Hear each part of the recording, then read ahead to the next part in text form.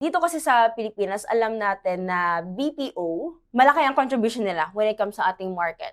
But ano yung position ngayon ng BPO in our country and in our industry here in the Philippines if papasukan na siya ng AI? Tama ka eh. Ang BPO kasi, we call it one of our pillars of economic growth now. Kasi Mhm. from about, kung matatandaan ko if it serves me right, my memory serves me right, in 2009, mga nasa 950 million yan in terms of contribution to the economy.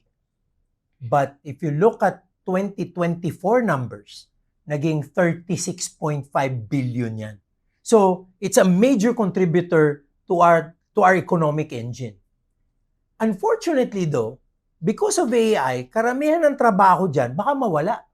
Kasi yung voice, yung tinatawag na service function, low level of interaction, pwedeng mawala na yan. And I will tell you, some countries have used AI for their service platforms in retail, in banking, even in insurance. No?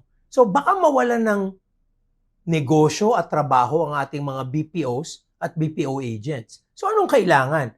That they have to elevate and put themselves into a higher level of value by upskilling and understanding AI. Kasi hindi naman ako talaga naniniwala na papalitan ng computer ang tao Napapalitan ng AI ang tao. Hindi. Kailangan mo, yung tao ngayon, marunong gumamit ng AI.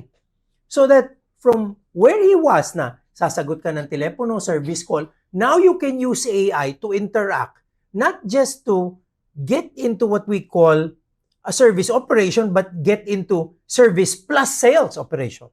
So you create opportunities for the company being a person knowledgeable about AI and knowledgeable also about swinging maybe a service call into a sales opportunity. So kailangan maging mapanuri tayo, kailangan mapataas natin ang kalidad ng ating mga workers, and we have to upskill them in AI. Unfortunately, I don't really see that happening in a big scale. Some are doing it, but not in a big scale, kaya medyo at risk yung ating BPO.